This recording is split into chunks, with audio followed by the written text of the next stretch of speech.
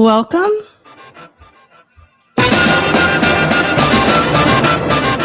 to week 17 of What Did Prince Do This Week? Come on in.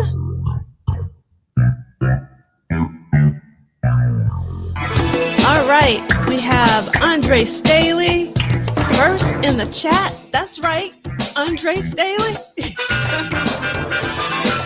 We got Cassandra Bradley second in the chat. We got Sister Charles from Houston. We got Kim, our AT alien, as well as Timekeeper. We got Mila. Good morning. We got TP in the house. We got Tanja all through the What Did Prince Do This Week? And we got Christina from Minneapolis. All right, Kim saw Sinners yesterday. I'm going to see Sinners tomorrow in New York City in the IMAX. Can't wait. We got Dee sending sunshine to you. It is definitely about the purple rain around our way. It looks looking a little gloomy. Look at Tanja. Tanja's going to Sinners again. That's what I'm talking about. Yes, we are lobbying for C. Lee to go see Sinners, even though C. Lee does not like horror films. Gotta go. We got Sophie. And yes, EA, hello to those of us who have not forgotten him, because this week was a very special date. It's been 9 years since Prince has passed away, but we celebrate Prince every day. And yes, Sophie, I had that in the accompanying playlist last week. Ryan Coogler, the director of Sinners, breaking down all the formats, but I'll put it in this accompanying playlist again after our session. We got LTK in the house. And yes, LTK, the party is in the house because you are here. We got Chris Bournet just popping in to say hello from the New Orleans Jazz and Heritage Festival. That's what I'm talking about. That's actually on my bucket list. I've never been to a New Orleans Jazz and Heritage Festival. New Orleans is my favorite city in the States. It's a beautiful city if you haven't visited. And we got Theo in the chat. We got Ronald Dagley Jr. in the chat. We got Lady Cab Driver. We have 71. We have Christopher Means. I can't wait to see it. I wanted to see it last week, but it was sold out last weekend, unless you wanted to be in the front row. And I don't want to be in the front row of an IMAX. My head will be going back like forever. We got Vanessa. It was such a great time hanging out with you, Vanessa, at Chris Rob's amazing show on April 21st on Monday. We had a great time together. We got Kyle Christian in the house.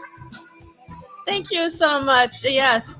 Also, please see We Want the Funk. It is an amazing documentary by the great Stanley Nelson, who also directed Miles Davis' Birth of Cool. And if you haven't seen Miles Davis' Birth of Cool, make sure you check that out, because they also have a little bit of Prince in there when Miles Davis joined Prince on the stage at Paisley Park. And yes, we celebrate every day. We got Chip and Sparrow from Japan. Thank you so much. I love this, LTK. Prince is forever. That's right. And we got Anna B. Blooms of Purple Passion. Love that. We got Mooches from Philly. Always love having you here. Mooches, just so we can see Vanity. And we got Audria. Yes, Sinners is a must-see. And oh wow, I didn't know about DJ Spinner's Slow Slam last night. And DJ Spinner actually came out to Chris Rob's show, which was amazing to see. And so this is a public service announcement for C. Lee, because C. Lee watches this when he's not able to join us live. Tanja is saying, I don't either, but I made it happen more a thriller with the gore. All right, Theo started the day off on April 21st with a quiet listen of Sometimes It Snows in April. And Raywin, welcome Raywin, wore their Prince Purple Rain shirt and hat on Prince Day. Love that, Prince Day, April 21st. And yes, of course, K Cool Music, love God, love life. Love Sexy. Yes, Kyle. Miko was definitely kicking. Miko kicks butt every single day. I mean, because that's the kind of player that Miko is, for sure. Welcome back, La. Drea Dances. So nice to have you here. Yes, Chris Rob killed it. And yes, Chris Rob was at the Blue Note last night with Slum Village. Did you go, Vanessa? Yes, our purple brother is definitely doing the work. Yes, so Annabias with C. Lee, still traumatized by The Exorcist and Salem's Lots movies.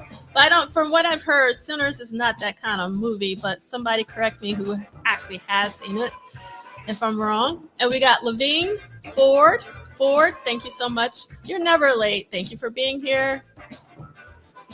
Awesome, Chip and Sparrow. I'm so happy that you were able to watch this in Japan.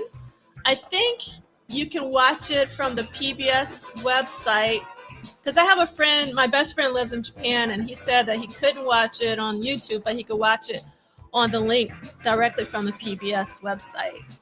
So let me know how you were able to watch it, Chip and Sparrow. And Kim said that the gore for Sinners wasn't that bad. The story is worth it. And Audra says, I'm a horror fan. It's not that bad.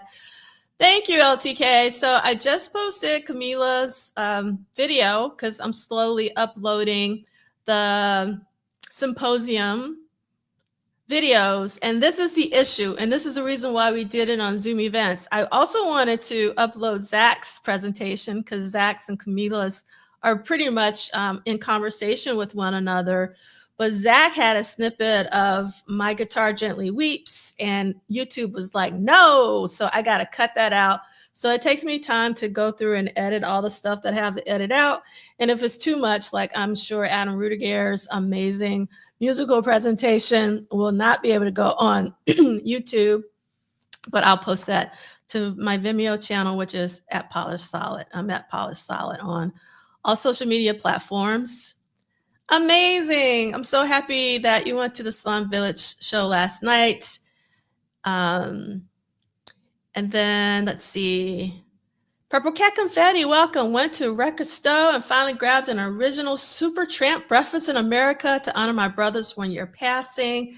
So happy to also have Glam Slam album.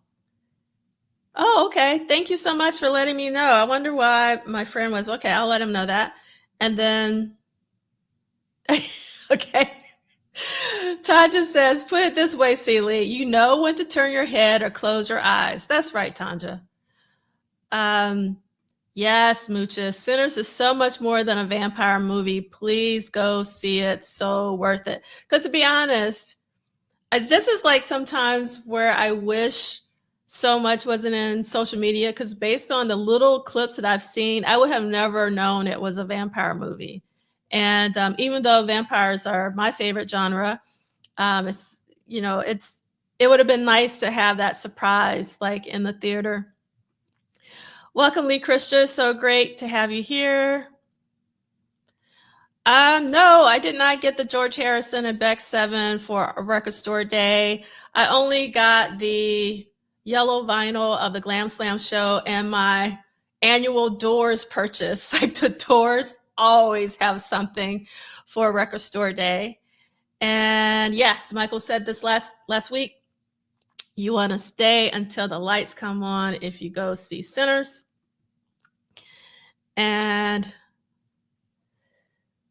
yes, for sure. Lee Christian, Dust Till Dawn, Robert Rodriguez, and Quentin Tarantino. And for those of you who are a Robert Rodriguez fan, he was just on a podcast with Tim Ferriss, who is one of my favorite podcasters. And they last spoke 10 years ago on Tim Ferriss's podcast. So the original 10 years ago podcast is one of my most favorite conversations that I've ever heard in my life between Robert Rodriguez and Tim Ferriss. And the second conversation is really, really good.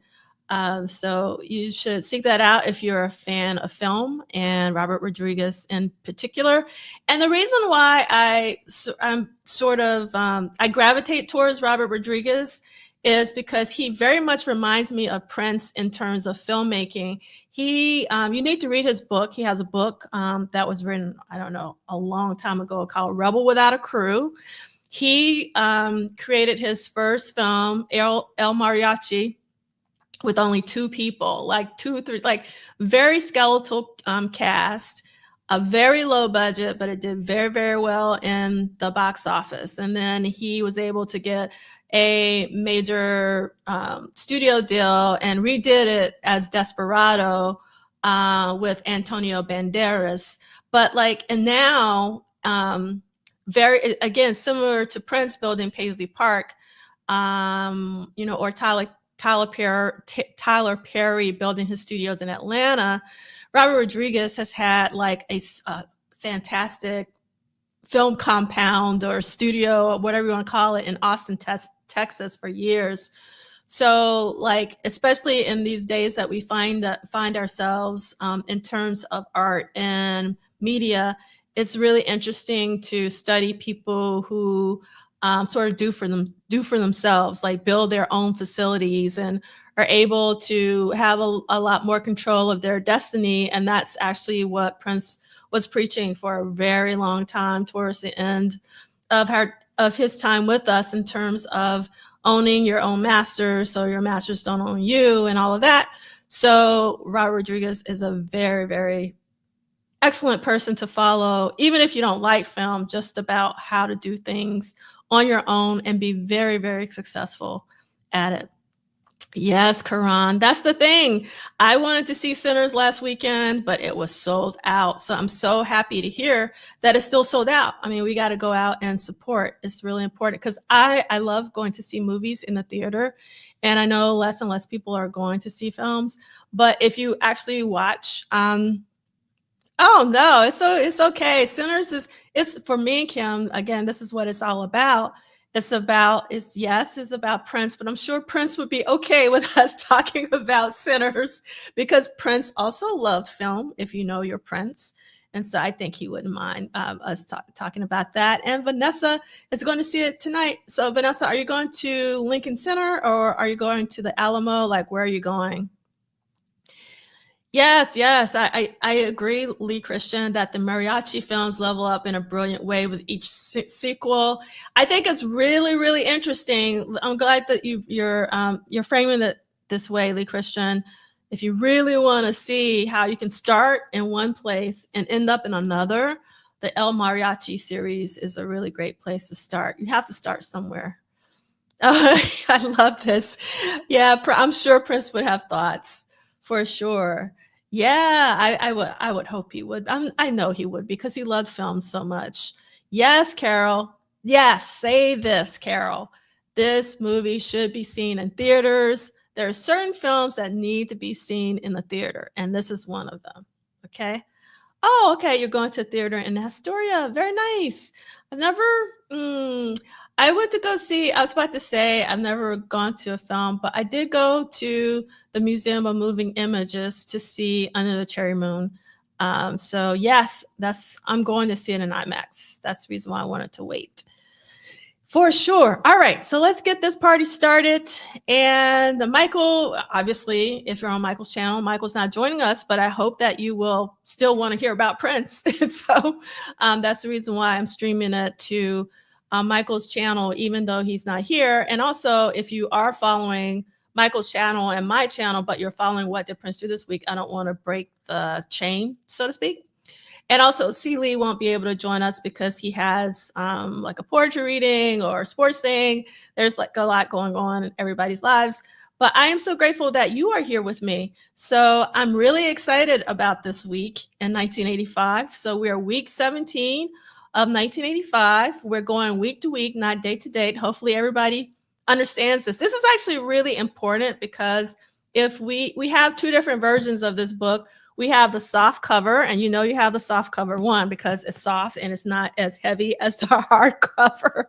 But also, if you're purchasing it online, You want to make sure that you get the one with the circle because this is the paperback and the most updated version. Duane came on at the first of the year and told us there are about 50 additional pages and there are corrections, and there's always corrections. Happy Saturday, Arlene. Thank you so much. And then let's see. Oh, wow. Okay. I hadn't heard this, so thank you, Carol. So Carol's saying the music alone is worth the price of admission, and I need to see it again in IMAX this time. Yes, yes. That's funny. I wish. If only I had the time to do that. All right, so we're going week to week, night to day to day. You can follow detailed schedule at our bit.ly link or our QR code. You do not need the paperback version, but that has the most up-to-date info, as I just said. And please subscribe to youtube.com at Polished Solid, as well as at MDean, which is Michael Dean's channel. And please subscribe, like, and help spread the word. I want to get the word out about what did Prince do this week, just because I think it's really important for people to know about Prince's work ethic and also like just a commitment to his art. And so if you can just, hit like or subscribe and tell your Prince friends to join us or watch the archives, that would be really amazing. Obviously there's also the algorithm. So there are a lot of Prince related videos that get thousands and thousands of views. This one only gets hundreds of views. And I really think it's important to help get the numbers up on this. Again, not for me, but just one, for Duane's book, to expose Duane's book to more people, because I want Duane to continue to write these books. I know he's going to write at least one more book, but it would be fantastic if he could do at least 4 books in the series. And I know that's asking a lot. But if we can get the sales up, that would be really fantastic. And also just, get the knowledge up of Prince beyond Purple Rain would be amazing. So thank you for helping in any way. All right. So that's funny, Lee Christian. I like this. D'Angela and the Vanguards. Okay. And Karan said, oh, wait, hold on a second. The chat is moving fast. Got my glam slam right at Electric Fetus while in town. That's so amazing. I've never been in Minneapolis for Record Store Day. Almost always in Atlanta or New York. So yes, Purple Nerds Unite. I kind of like that. I think if I was going to release something, I think I would do that. Purple Nerds Unite. I love that. Okay. D wants to know, for all you awesome folks going to see Sinners in theaters, random question about how much do Slurpees cost there now? I'm taking a wild guess because I haven't looked at Slurpees in a long time, but I'm thinking about $8 or $10. But someone who actually knows this information, please let us know. Everything is getting outrageously expensive these days. We have a hashtag, which is WDPDTW in our Gmail. See, I did it right on the, see, I just made a guess. And that's the response to that. I hear you, D. So yes, I got my Prince Live at the Glam Slam vinyl on Record Store Day. Yellow vinyl, triple set. And what was interesting in my class this week, we were talking about Crystal Ball as a potential 3, like a triple set. And one of my students asked, what is a triple set? So we had to explain, you get 3 different vinyls. So that was really interesting. Yes, D. I remember when they were 79 cents. Yes, those were the days. All right. Lee Christian wants to know, how much is a beer if you go to a theater that serves beer? I don't think all theaters in the States serve beer. At least I don't think they do. I usually just go to the Alamo, and I know they serve beer, but like the major chains like AMC and Regal, I don't know if they do, because I don't drink alcohol, so I don't keep up with that kind of stuff. All right. So let somebody in the chat let Lee Christian know what we're talking about.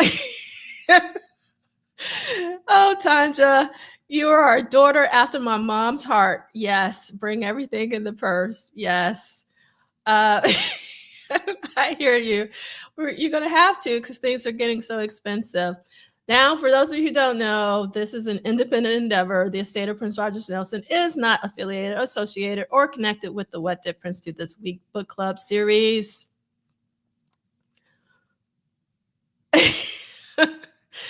Yes, I love this. I used to get a big box of popcorn and Slurpee when I used to go to the theater and bring in my own Ruffles to put in my popcorn. Haven't been to the movies since COVID. So I'd slowed down after COVID for sure. And maybe a year and a half ago, I started going more frequently, but not as much as I used to. I used to go to the movies every single week and sometimes twice a week. I loved going to the movies. It's a little different now. So Purple Cat Confetti saying, twist and shout is not quite the same as being an electric fetus. I don't know about twist and shout. Is that in Minneapolis or a different city? Talk to us about twist and shout. Yes, of course, Lee Christian. So Lee Christian wants us to know that concessions are how cinema survives. Because you would never know from the ticket price, but that's mainly because of the studio distribution for sure. Yes. I love all of these. This is really funny. Okay, so it seems like I want to go back to Purple Cat Confetti's Twist and Shout is Denver. It's in Denver. Cool. All right. Denver is a beautiful city. I've only just driven through it, but based on what I've seen. And we want to remember our community guidelines. We choose to be a community even when we disagree. And we played at the top of the hour Lines, the first track off of Eric Leeds' Times Squared. And this is one of the only songs on Times Squared that does not have any Prince involvement. And it's actually my favorite track. And if you missed our conversation, actually 2 years ago with Eric Leeds about Times Squared, I would highly recommend that you go back and watch that. And I'll put that in the company playlist after as well. So we are at our 120th episode. And I want to thank you. Some of you have been here since day one, which is insane to think about. We have met 120 consecutive Saturdays in a row to read this amazing book from Duane and to be reminded of how hard Prince worked every week. And this week is no exception, week 17. So this week we have 3 new songs, but he works on a lot of other songs in terms of tracking songs, 3 newly tracked songs in 6 studio sessions. And so this is what we're looking at. It's a lot, as you can see. And you'll see that on Sunday, there's tracking for Sometimes It Snows in April. So one thing that you should note about that is that song was tracked on April 21st of 1985. And if you know when Prince passed, you know he passed on April 21st. So is it a coincidence? I don't think so. One of my favorite books in the world is called The Celestine Prophecy. I read it a long time ago, and I can't remember when it came out. Probably my late 20s, early 30s. So at least 20 years ago, if not longer. And after reading that book, I never think of coincidences as coincidences. So that's just me. That might be too woo-woo for some of you, but that's me. All right. And then on Sunday, there's also a first assembly of the parade record. Now, this is really crazy to think about. Now, it's only been actually 2 weeks since the end of the Purple Rain tour. On Monday, Around the World in a Day is being released. So on the 22nd of 1985, Around the World in a Day is released. But on April 21st, the day before Around the World in a Day is released, he's already assembled a first pass of the parade record. Sit with that a moment, okay? And he has been on fire these past 2 weeks. And in addition to Sometimes It Snows in April, we'll see that on Wednesday, he tracks Holly Rock, as well as does overdubs and mixes. And then you'll see on Saturday, he tracks Kiss. So those are the 3 songs he tracks this week, which is incredible. And then in addition to the Around the Realm of the Day release, like Prince isn't celebrating his release. He's just continuing to work. He's in the studio doing voiceovers and mixes for Christopher Tracy's Parade, I Wonder You, Life Can Be So Nice. And then on Tuesday, there's more overdubs for Christopher Tracy's Parade.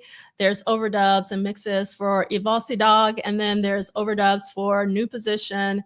And then on Wednesday, there's more overdubs and mixing for Christopher Tracy's Parade. And then there's overdubs and mixing for Under the Cherry Moon, in addition to Holly Rock tracking. And then overdubs and mixes. And then on Thursday, we got Holly Rock. We got overdubs, mixes, edits, and copies. And then one of my favorite things in the world is the America 12-inch. I can't seem to stop playing it. In celebration of Around the Realm of the Day and the Pop Life 40 virtual symposium, I've been playing America a lot. And there's a rehearsal that I play a lot about America. So I've been listening to that song just like kind of nonstop, and it never gets old. So working on the 12-inch this Thursday, again, April, see, I'm saying America because it's like America, April 25th, that Thursday. And then according to Duane, there's nothing on the 26th, but I'm sure there's something going on. And then on Saturday, again, there's tracking of Kiss and overdubs. That's right, Lady Cab Driver, the 21-minute version. Yes, the overlapping never ceases to amaze me. It is so wild to think about. I'm so happy to hear, Christina, that you agree with me that there are no coincidences. Yes, of course. I love this, Theo. And Theo says that they listen to Sometimes It Snows in April because that was the date it was recorded, as well as Prince's transition. But according to LTK, Prince is forever. Prince is with us. That's for sure. All right, you have to respect this. It is unreal. Yes, and Tal Sophie says Prince fandom should be measured by your first legit reaction to the opening stanzas of Around the Realm of the Day and Parade. Yes. I love this comment, Christina, and I think it's really important. I mean, obviously there's, Prince Vault, and Prince Vault has all the dates. And, the people behind Prince Vault helped Duane with the book. But like, it's something about having it in narrative form. And also, I think okay, I'm about to get a little nerdy here. So I'm going to keep this very, very short because I know, so when you read, and I love reading, I'm a bibliophile. I'm used to reading left to right, turning of the pages. And it's kind of weird, like when we first got, our digital devices and you're reading a book and you kind of have to, you scroll down. And that's the reason why I like getting like a Kindle or whatever to sort of mimic the book so I can go left to right. But it's something about reading dates like vertical that's a little different from reading them left to right. So for me personally, the dates stick more with me, reading them in Duane's book as opposed to, let's say, going to Prince Vault and like scrolling down vertically. But that's just me. And I am. Thank you, Kim. Yes, for sure. Okay, I'm gonna stop that. All right. So I forgot to show this last week, but I thought this was really great invitation. On Friday, April 19th, Warner Brothers Records cordially invites you to attend a special listening party to preview the new album by Prince and the Revolution. And this was held at First Avenue and RSVP to Anita. So I'm curious, is someone in the chat who actually went to this like party at First Avenue? Because it would be really, really great.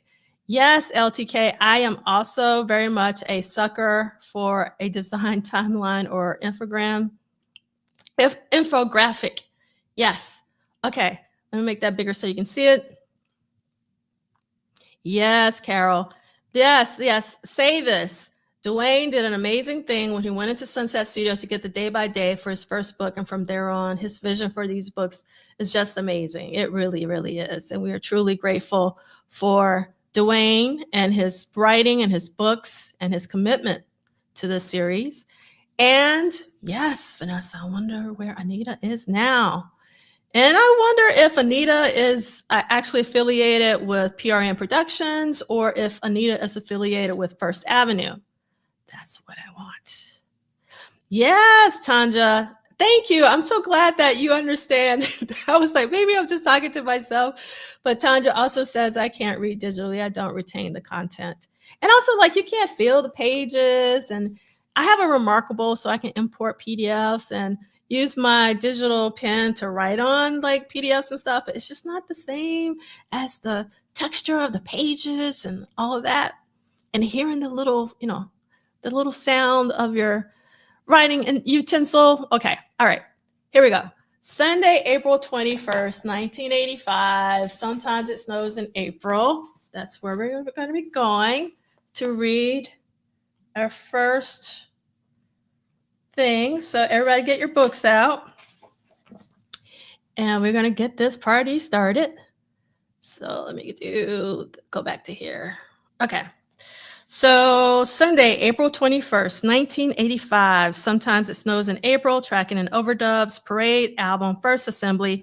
Sunset Sound. Studio 3. 3 p.m. to 10 p.m. Booked. Locked out. Producer Prince. Artist Prince. Engineers Peggy Mack Leonard and Susan Rogers.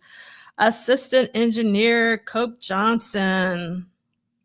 This is a quote from Wendy Melvoin. Sometimes it snows in April was written on the spot and recorded in a couple of hours.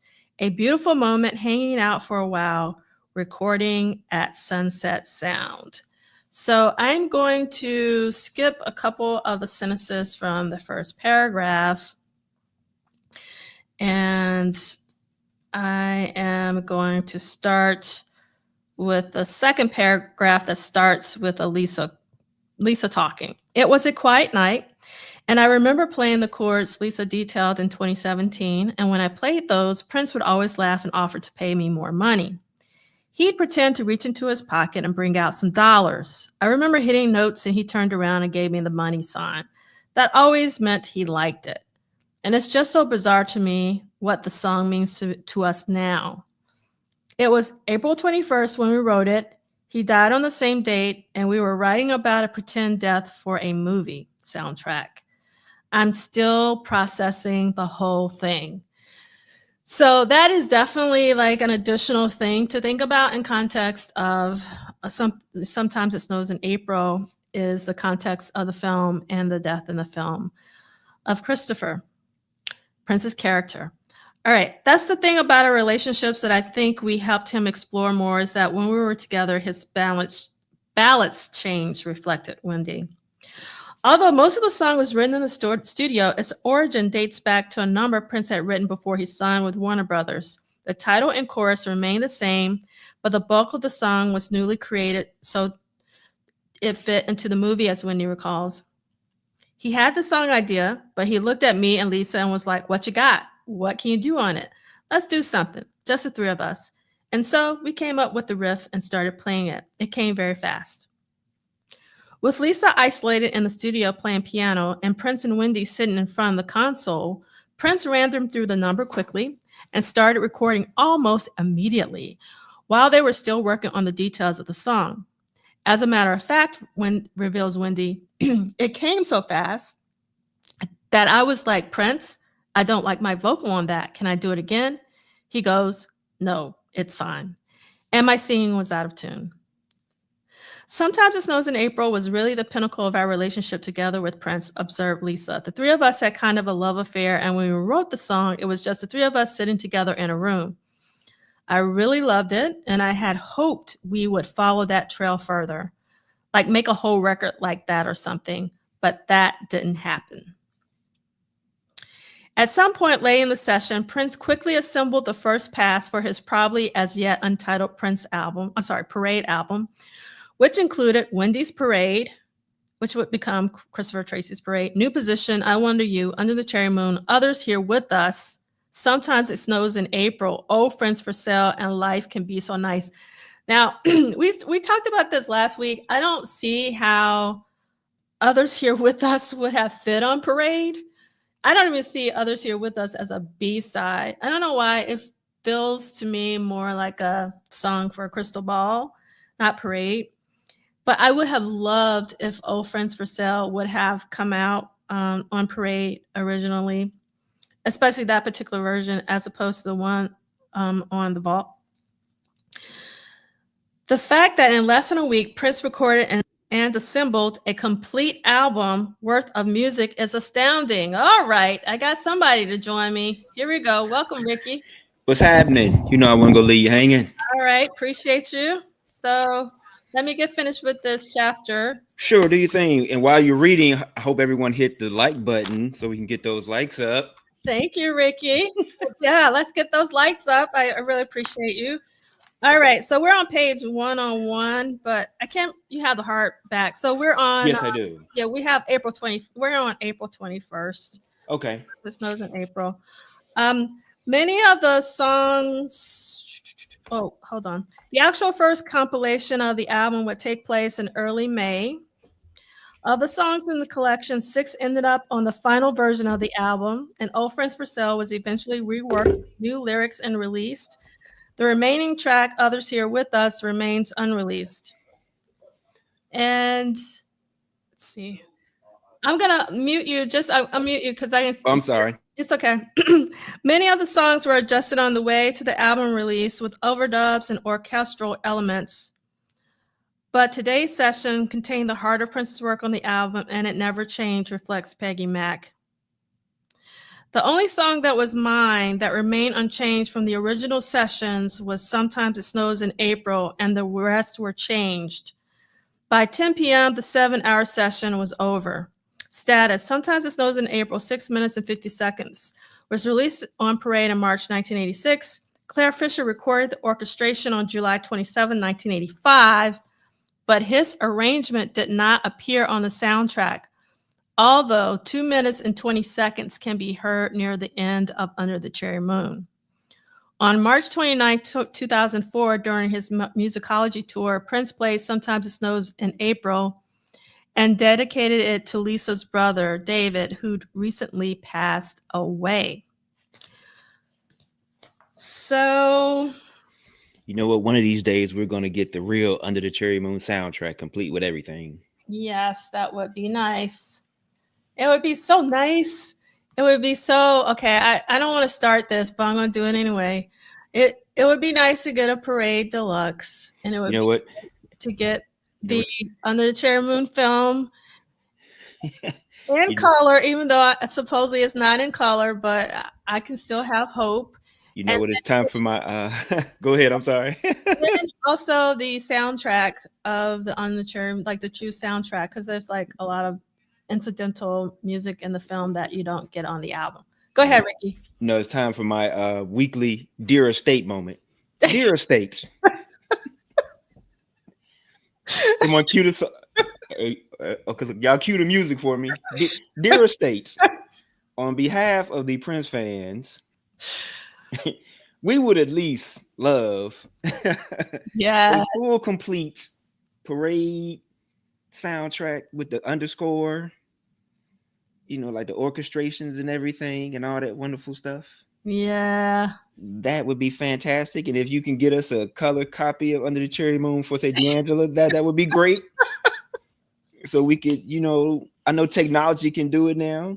Oh yeah, you can do a Turner Classic Music style, a movie style, when they just recolor film. Now that would be interesting, actually. So if there is truly, because Duane swears there is no color version of Under the Cherry Moon, according to someone he spoke with.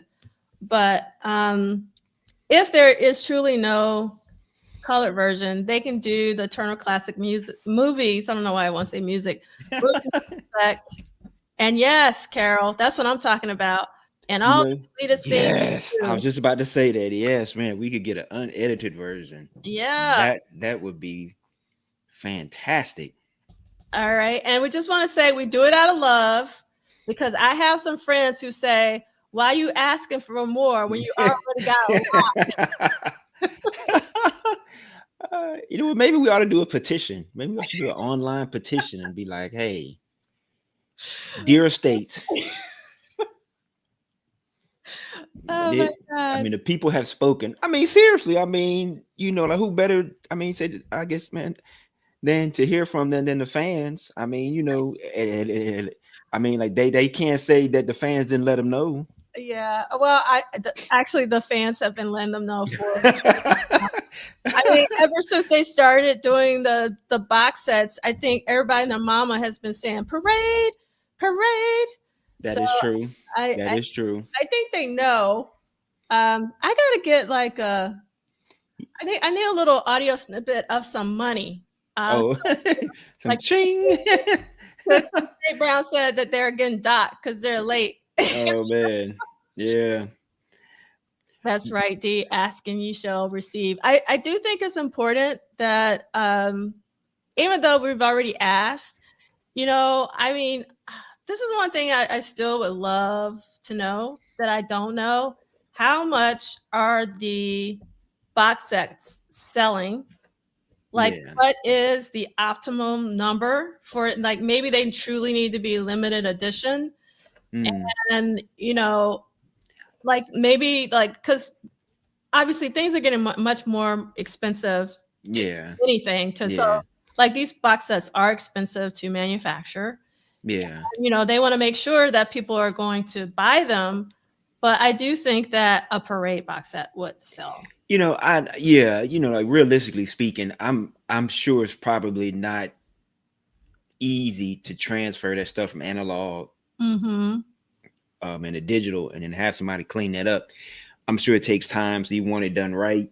Mm-hmm. They may be running into a thing of where there's more material than we may realize. Mm-hmm. And then so how do you pick and choose? Well, we're going to keep this, not keep this, going to do this and do that. You Well, know, and then, you know, like you've been involved with a SDE, so, you know, getting people to do write-ups, you know, perhaps things like that.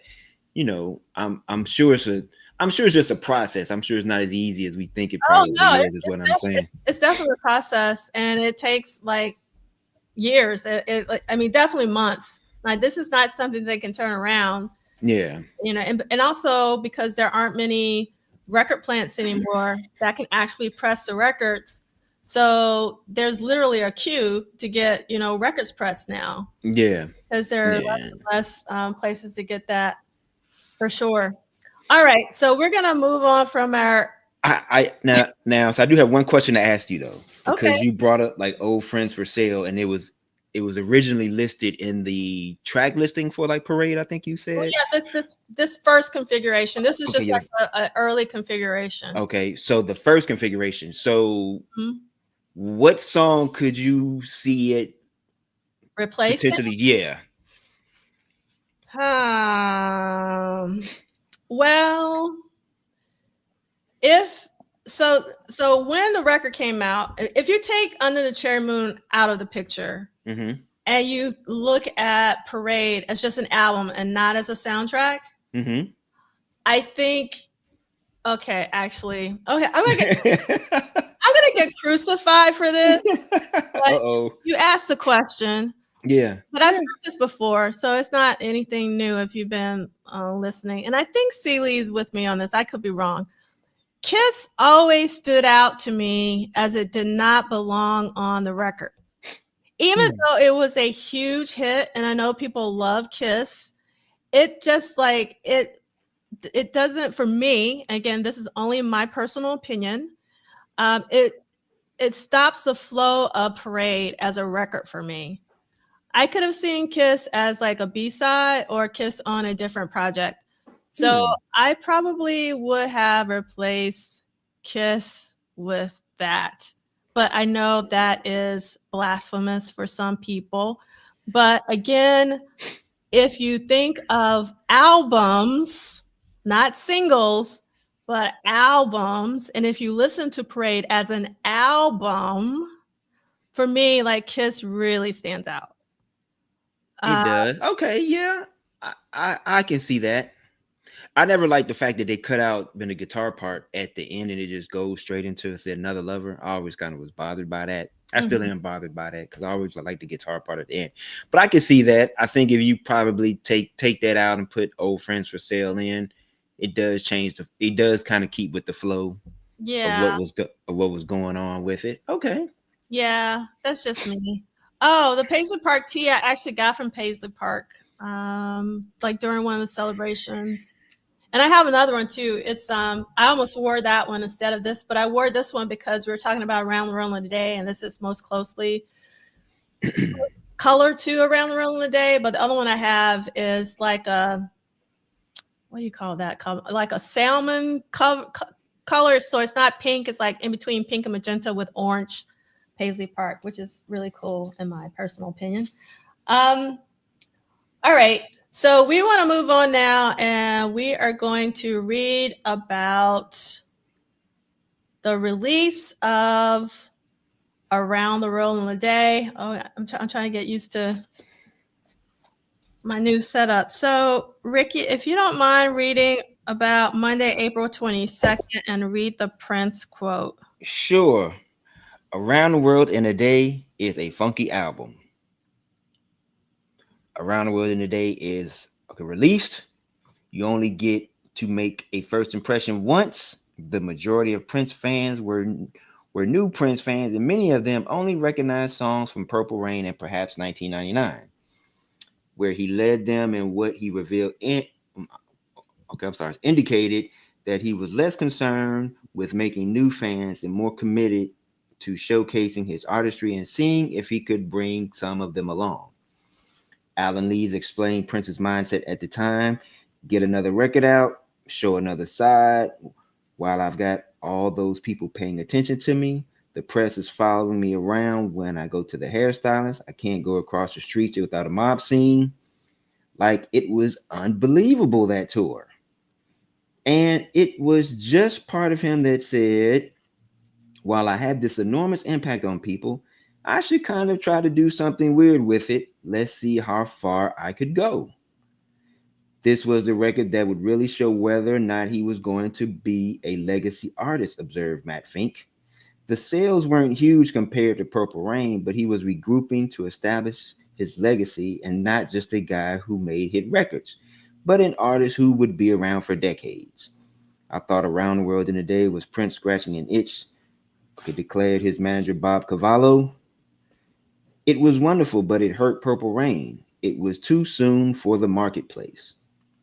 To make the challenge even more daunting, Prince initially decided not to release any singles from the album so that the project was heard as one statement instead of a series of singles. Keep going. Yep. Oh, in many ways, Around the World in a Day Prince was Prince's final album that that expressed his youthful innocence. The bulk of the album was completed before the Purple Rain tour, with several other songs that recorded even before the tidal wave of Purple Rain washed over everything. And the naive charm is obvious once it's recognized that the album was completed before the Purple Rain tour jaded him. Okay, so we're gonna skip all of that. And we're gonna go all the way to it says the artwork was baffling to some, so it's almost like 5 or 6 paragraphs. It's a lot. Hold on. Yes, the artwork was baffling to some of those it depicted, including Jill Jones, who felt confused why she was apparently represented as a crying older woman. What he showcased me as was kind of a wake-up call to I'm sorry, to be looking at the old woman who was crying and in the green dress. I was offended. I was like, "Are you kidding me?"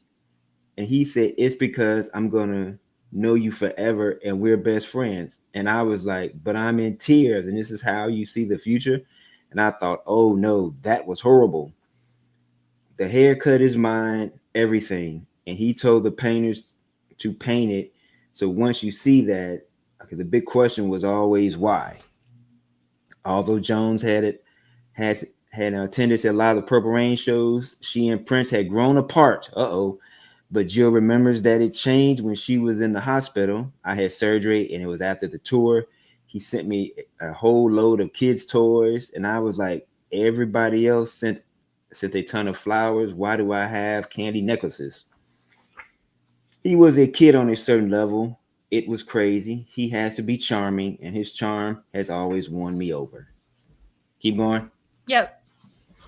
His undeniable charismatic appeal was still working with many, but not all of the critics. Rolling Stone magazine proclaimed that Prince has grown up, and that the release of the Prince album, and that the release was the Prince album you can bring your home to your parents. The New York Times drew favorable comparisons with Beatles, Sgt. Pepper's, and their Satanic Majesty request by the Rolling Stones, and proclaimed that it was an instrument and stylistic tour de force, Prince's finest hour for now. But the tide had slightly turned, and some critics were looking for a crack in his royal armor, hoping to get ahead of a growing backlash like the review in New Musical Express, which stated that the album sounded like Prince's musical fusion smack of a dead-end desperation, and pondering has the purple one reached his ceiling. Prince was philosophical about those who wanted to pop his bubble. Not long ago, I talked to George Clinton, the man who knows and has done so much for funk. George told me how much he liked Around the World in a Day. You know how much his words mean than those from some mamma jamma wearing glasses and the alligator shirt sit behind a typewriter. In people's minds, it all boils down to, is Prince getting too big for his britches? I wish people would understand. I always thought I was bad. I wouldn't have got into the business if I didn't think I was bad. All right. So I thought it was really important to read about Around the World in a Day. And I have a lot of slides for Alrighty. this section here. So this was basically the proof of the album cover, like when it went to press. And this, like at the bottom, you see like this little, it shows where it got printed in California, the proof, and who Todd was the stripper. That's what his title is. And the date was February 12th, 1985. And then this is the image of the little boy in the balloon, and the type is by Margot Chase, a very famous graphic designer who has passed away now. She was one of my favorite designers. I have a degree in graphic design, so and this is what the cover looks like. And I have my original here. And my original, I know I bought this from Turtles because I can still see a little bit of the Turtles label that I actually removed. And then this was like a transparent sticker that I just put on directly on my cover. And then this was actually Prince's first gatefold. And I'm a huge fan of gatefolds because I grew up in a funk household where my uncles had all the Ohio Players records. And I thought this is what a record is supposed to be, a gatefold. But what's interesting about Around the World in a Day is that it has this additional tab that I'm sure costs a lot of money, because what they could have done is they could have just printed all of the song titles directly here. But Prince obviously wanted this, like I'm going to show you a lithograph, to kind of stand on its own without all the type. So this was definitely a deluxe cover in terms of getting it made, like the expensive behind this, because you got a tab, and not only do you have a tab, but you also have a gatefold. So it's one of my favorite Prince covers. And in addition to that, we talked about the flap. This is the inside, and you see the rainbows up. You're not seeing what I'm seeing. And so you see the rainbows inside. And these are the labels on the vinyl, which I love. One's Paisley, one's Clouds. And this was a contest where they were giving away these lithographs. And this is what the lithograph looked like. It had like, what do you call it? Like almost like a vellum with Around the World in a Day. And I actually, my husband has one of the lithographs here. Just show me so you can see that we have in our home. So it's one of our prized possessions, the actual lithograph. And so, I mean, the reason why I'm showing that just to show our love for this album is real. And these were the instructions that Prince wrote, that in the accompanying playlist, Edgar Krauser did an amazing presentation about the Around the World in a Day album cover that is in the Pop Life 40 playlist on my YouTube channel, but I also put it in What Did Prince Do This Week as well. And yes, I love this, Carol. For sure, the balloon printing looks like Bill Graham's Fillmore posters. For sure, like the type. That's definitely like 60s, 70s psychedelia. Don't they have a T-shirt of that, like at the estate? I don't think so. I haven't seen not of with the little boy. Yeah, like that. I mean, it's not one of the. Okay. I haven't seen it. At least I haven't seen one. Well, here's time for another Dear Estate moment. Yes. Dear Estate, we would like some Around the World in a Day paraphernalia. You know what I'm saying? A couple of T-shirts. Yes. Maybe a wall-size poster. You know. Yes. You could really cash in on, say, the moment. Yeah. Well, I mean, one of the things that I'm very excited about is that they are celebrating Around the World in a Day as well as the family for celebration this year. So I think that's really, really fantastic. Oh, yeah. And good. Purple Cat Confetti said Electric Fetus sold one in 2019. Yeah. I mean, I know I had seen one. I just didn't know where I had seen it, but I'd seen one. I got to get one of those. Yeah, I'm trying to get a shirt for every album, and so I need one for this one. Yeah, of course. And let's see. Yes, I love this, Theo. So Theo says, if when we get an Around the World in a Day Super Deluxe, I would absolutely love for a poster with the album artwork to be. That would be dope. That would definitely be dope. So I want to just put out another praise to Edgar for his amazing presentation. If you haven't seen it, you should definitely watch it. Again, it's on the YouTube channel, and he breaks down every single one of these points that Prince writes, and he did an amazing job with that presentation. So don't sleep on Edgar's presentation, is what I'm trying to tell you. Not at all. It was dope. Yeah. It was really dope. Very, yes. Kudos to you, Edgar. I know you out there listening, brother. Yes. I know my Madhouse compadre, my fellow Madhouse inmate.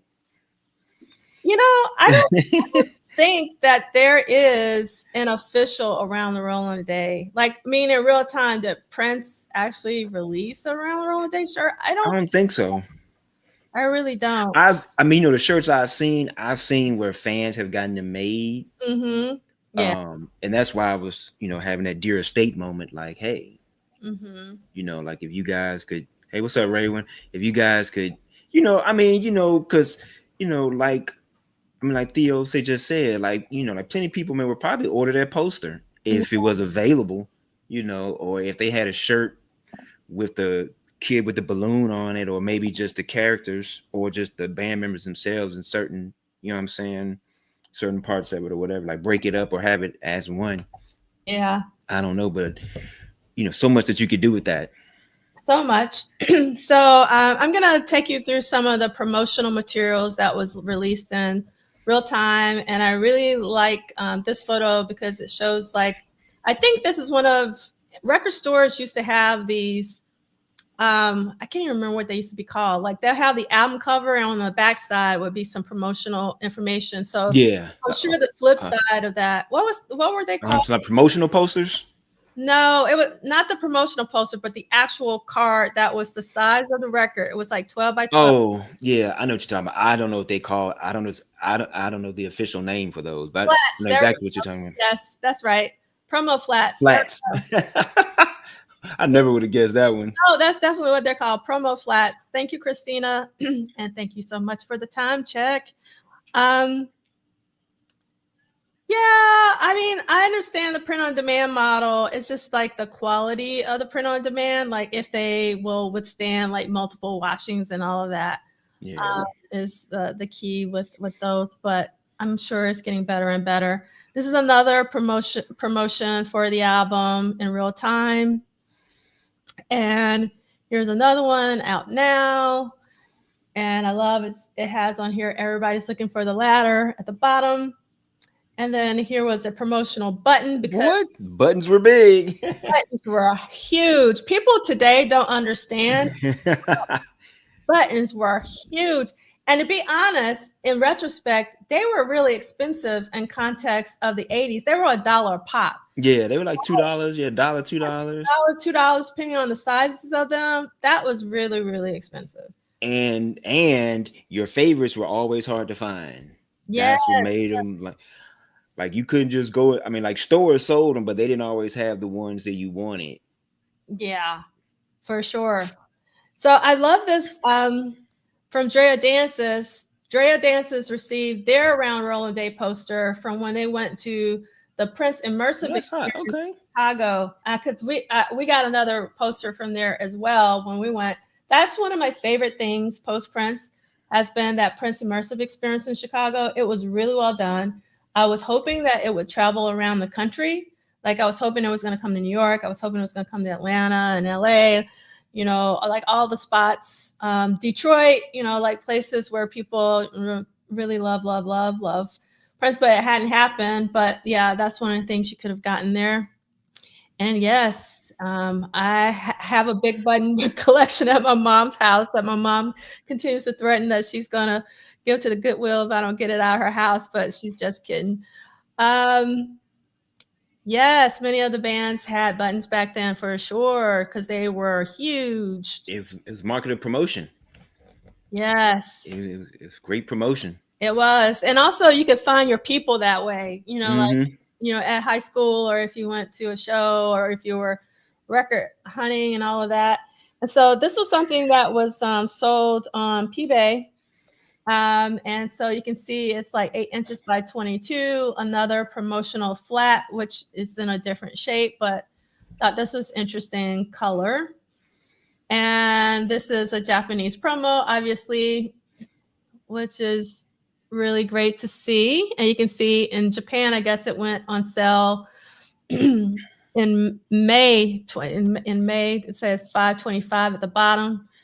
And then here is another promotion. And I think that's German. I could be wrong. Please, someone correct me in the chat. And you can see that you got the album, you have the CD, and you have the cassette. So it's nice to see all three there in the same ad because that's what we had back then. And then this is a promotional poster from Ireland, from Warner Brothers Ireland. And it's a little different, but you can still see the balloon boy. And then this is actually something that Mathieu Baton shared. And this is actually one of the promotional albums that was given out with balloons. And you can see where I have it kind of zoomed up that you can see it has like the Around the Rolling Day Margot Chase typography, which is really, really cool. I'm so happy that Mathieu's shared that. And then this was the poster, or I'm sorry, the promotional stand up for the picture disc, which I have. Hold on. But mine, like a lot of other people's, is because of the plastic that is in, is turning a little bit orange, but you can see, actually, yeah, counter display is what I just showed, but this is the original color for whatever reason, the one side didn't turn.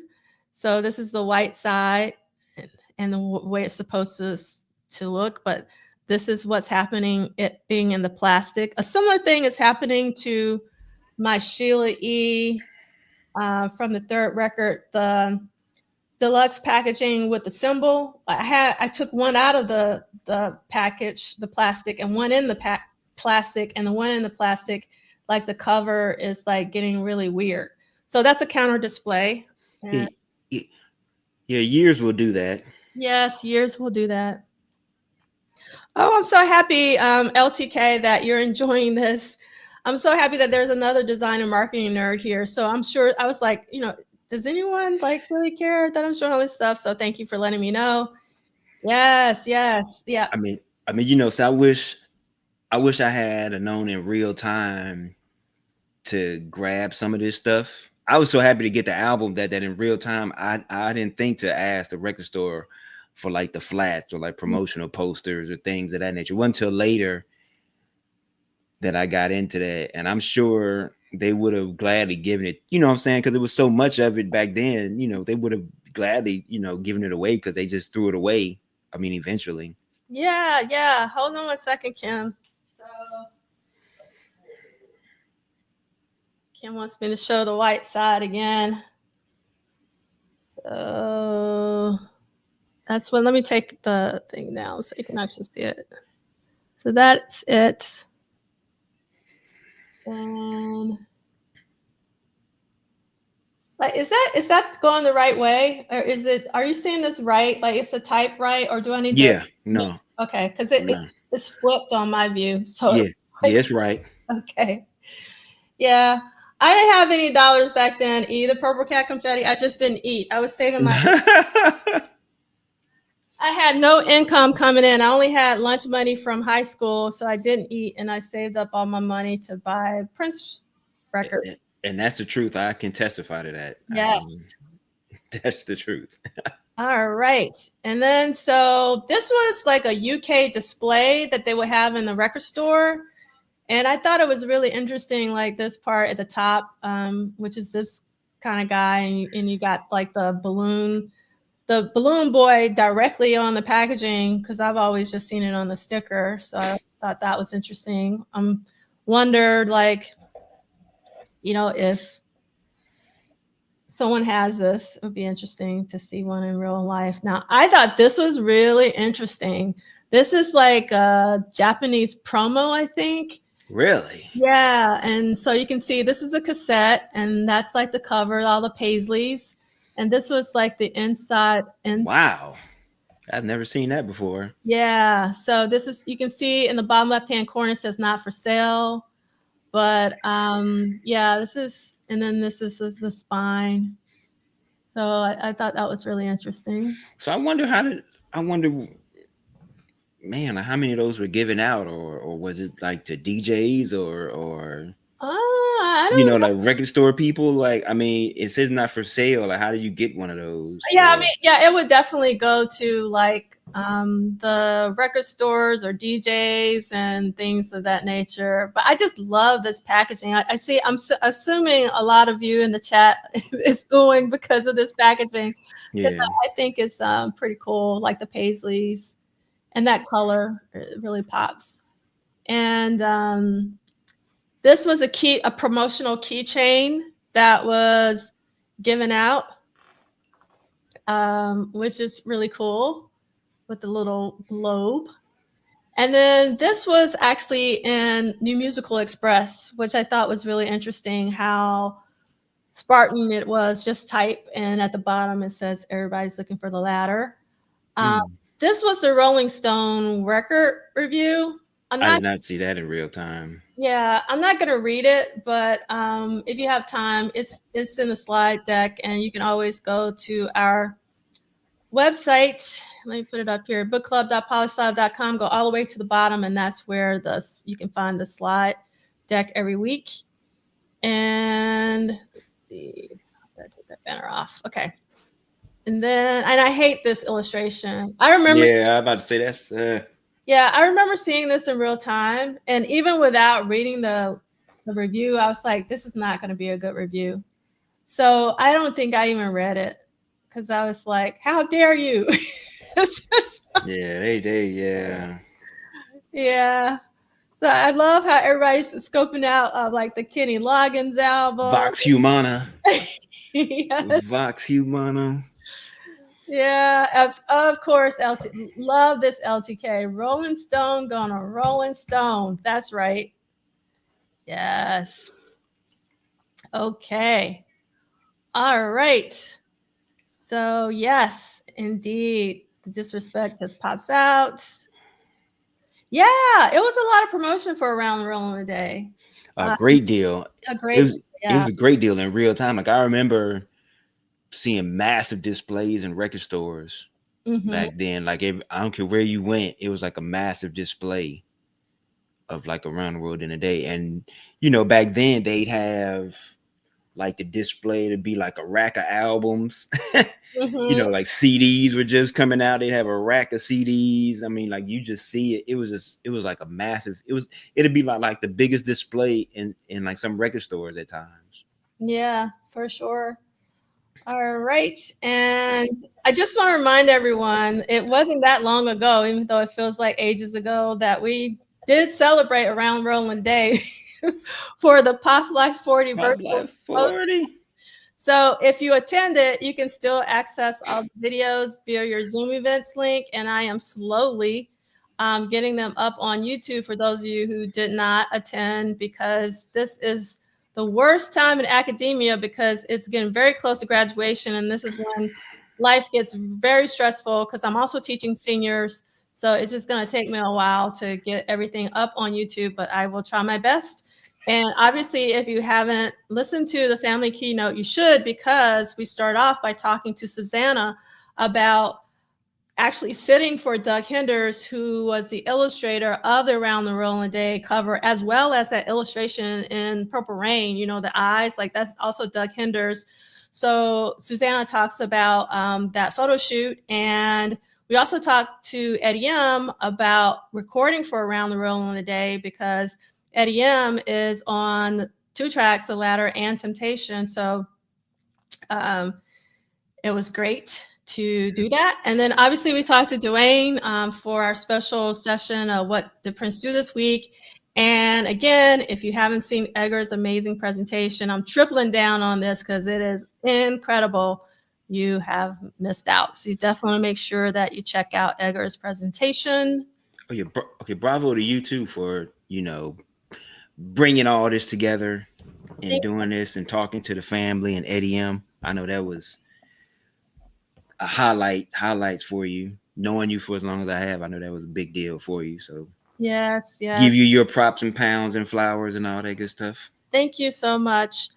Big ideas. I'm going to talk about Raspberry Beret, like when those singles come out. So there's definitely some promotional items also for the singles, but I wanted to spread it out. So when we get to that time when the Raspberry Beret 12-inch is released, we'll look at some of that promo material.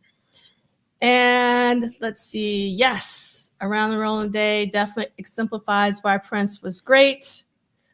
I've been playing the album like all week. Mm-hmm. It's really short. Yeah. Like listening time, like for some reason as a kid, it seems so much longer. Now it's like, wow, like it's over like 30 minutes almost. It feels like, I think maybe 30, 40 minutes. It's like, man, they could have made, but I guess back then 9 songs was considered long on a album, but yeah, it's really not that long of an album lengthwise, time-wise. Oh no, not at all. But I mean, I think it's great because you can. I don't know. I like the short albums. Like the Time records are some of my favorite records, but they're not very long. Not at all. They don't have a lot of, like they only have 6 songs on them. Yeah, not at all. They aren't long at all. Yeah. So I wanted to highlight a couple of comments. One, LTK, I'm so excited that you're excited for 40, which is happening in September, where we're going to be, 30. I'm thinking about around 3 years of the Gold Experience, as well as Exodus, because Edgar actually is the reason why we're also celebrating Exodus. So that's an Edgar request. So thank you, Edgar. And then the other comment I wanted to highlight was Theo's, because I think it's really important. And the reason why I'm doing this is not for some of us. Well, actually, I'm doing it for me too, because sometimes I just forget, because a lot has happened. 40 years is a long time. And it's like sometimes I am reliving this stuff for the first time in a long time. And so I am doing it for myself. I like to scratch my own itch.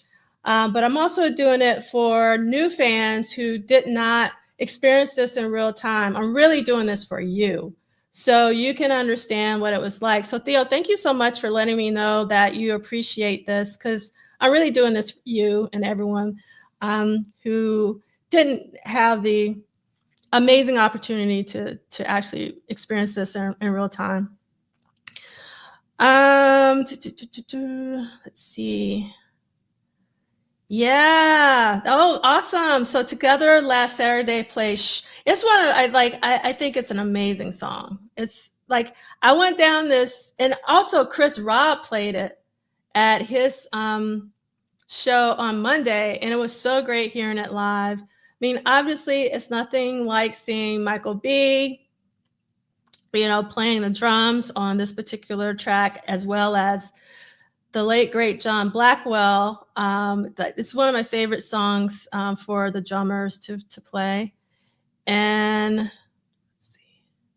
I forgot. And with Yazara, for those of you who know your female vocalist, was actually singing alongside Chris Robb. So that was really a treat. And I don't know. You got to ask Michael Dean. Michael Dean is not here, but I hope you're okay with me and Ricky. I'm sure Michael will be joining us again next week, but he had to sit this one out. Let's see. Love Sexy. I love this. Love Sexy 71. You know what? I was going to ask you that. I was going to ask you that very question. Yeah, I really do think that She's Always in My Hair should have been an album track. It definitely would have. if I asked some friends of mine recently, like, what if he had put She's Always in My Hair on and kept Raspberry Beret as like a B-side, and so we would have got a universe where that would have been the first single, and things, like video and all that. And I think had that happened, we would be looking at this album completely differently. Oh yeah, for sure. Yes. I think it's the strongest song from this era. That's just my personal opinion, but yeah, I think had it even been on the album, it would have just been a different thing. Like, we would be talking about it differently now. Yes. All right. I love it. I'm cracking up. I'm sorry. Yes, Yazara does amazing Prince tributes. I'm cracking up with some of the comments in the chat. So Kim, you're my timekeeper, so I'm trying to shave off some seconds with not saying it long. So that's really all right. So I also just put up Camila's presentation about Around Roller Day, which is really important. I'm going to try to put up Zach's, because I think it's important to watch Camila's with Zach's. They're kind of like a diptych for me before the symposium. And I can hear myself a little bit, Ricky. So I'm sorry. Yeah, that may be me. You're playing it. Oh, there you go. Yep. Okay. And so now we're gonna move on. Oh my God, timekeeper. We're still at Monday. So I'm going to read a little bit about Monday. So in the paperback, it's 106, April 22nd. And it is Christopher Tracy's Parade, listed as Wendy's Parade, vocal overdubs mix. Hold on 1 second. Let me do this. And then I Wonder You, vocal overdubs mix, Life Can Be So Nice, vocal overdubs mix, Life Can Be So Nice, instrumental mix, Sunset Sound Studio 3, 2 p.m. to 2 a.m., 12 hours straight. Booked, lockout, producer Prince, artist Prince, engineers Peggy Mac, Leonard, and Susan Rogers. And then I'm going to skip Peggy Mac's quote. Today's session consisted of vocal overdubs for some of his recent recordings. Wendy and Lisa were brought in to add their voices to Wendy's Parade, I Wonder You, and possibly a few other tracks from the last few days. They would change as the project took shape, so what they were recording today may not have made it into the final mix, remembers Wendy.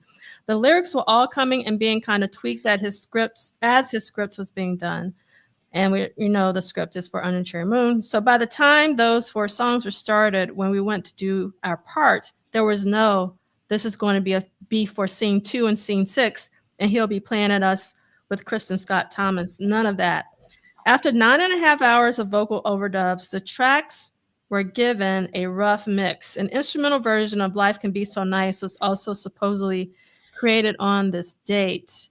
Now, I'm assuming Prince was here, but I mean, it doesn't say that he was not. But sometimes he's not. I'm still flabbergasted that like we're just getting into Around the World in a Day, like literally a day after its release, and he's already like recording something that wouldn't be, like a whole year from then would be out, and we hadn't even digested what he had just put out. Mm-hmm. That's crazy. Yeah, I mean, what's even crazier is that the day before Around the World Day was released, he's already compiled the first iteration of Play. Yeah, that's wild. Like if you had told me that back in '85, I probably would have lost it. Like, no way. It's like no way. Oh no. Okay, I'm just now seeing Lee Christian. This is definitely unpopular. Oh, hey, you know what, Lee Christian? I've asked. You know what? I'll ask you in say the chat. If you had to take one song off and then replace it with Around the World, with She's Always In Say My Hair, what song would you replace off the album with She's Always In My Hair? Lee Christian has already said Tambourine. I say Raspberry Beret. That's just me. I say Raspberry Beret. Yeah. I'm curious what the chat has to say. Yeah, I'm curious too. Okay, we'll wait for that because we're going to move on to the next date, which is April 23rd. So, Ricky, if you can read that one. Sure. Christopher Tracy's Parade listed as Wendy's Parade, overdubs, Evolves a Dog. Is that how y'all say it? Evolves a Dog. That's how I say it. Okay, overdubs mix New Position, Sunset Sound Studio 3, 10:30 a.m. to 8 p.m. A short day in Prince studio time. Producer Prince, artist Prince, and engineers Peggy McLeonard and Susan Rogers. Read the quote or skip that. Okay. It says additional work was done on Wendy's Parade, Evolves a Dog, and New Position during this session, but it is likely that Prince left Wendy and Lisa in charge and did not attend.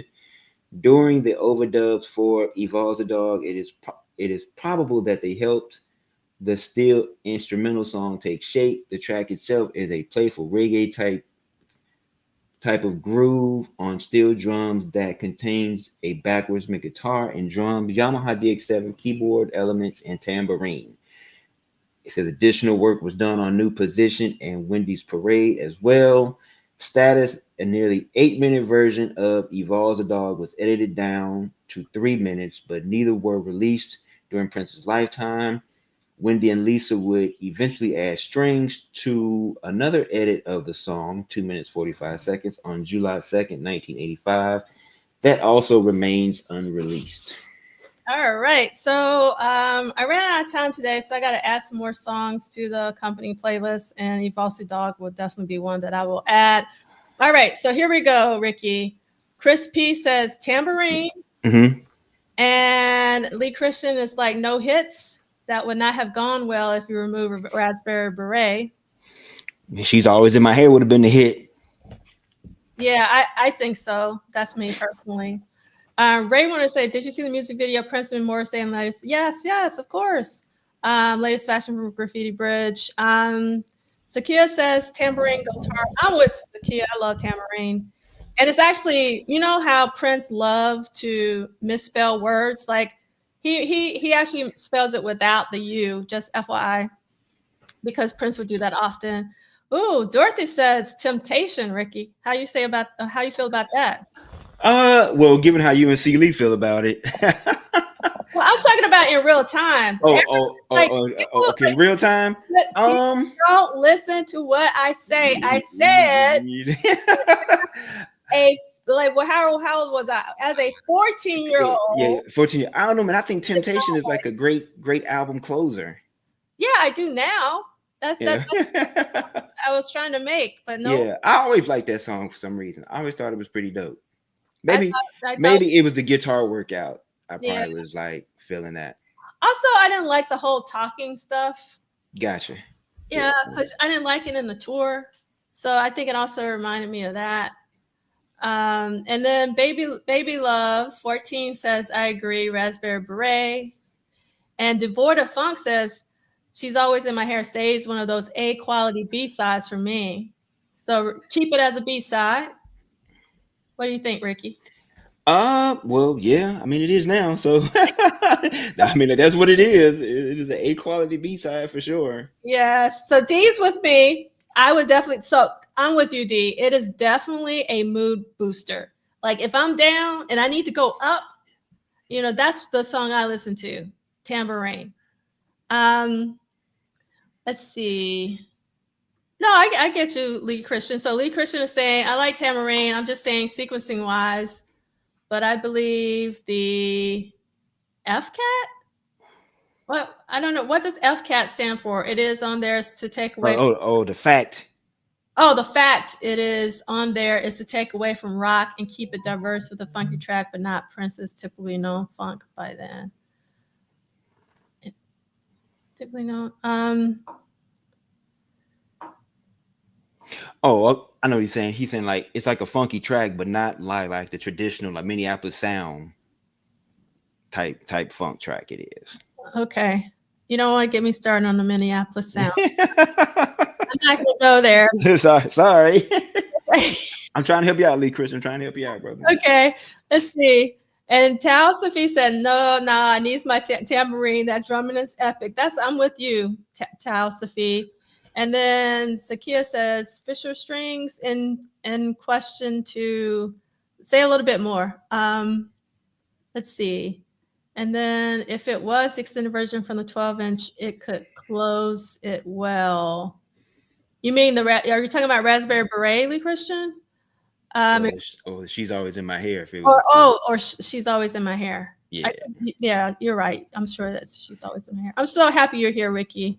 No problem. It's been a long week. It's like I said, like in higher ed right now, just because we only have one more week of classes, and then it's like graduation and stuff. It's been really great.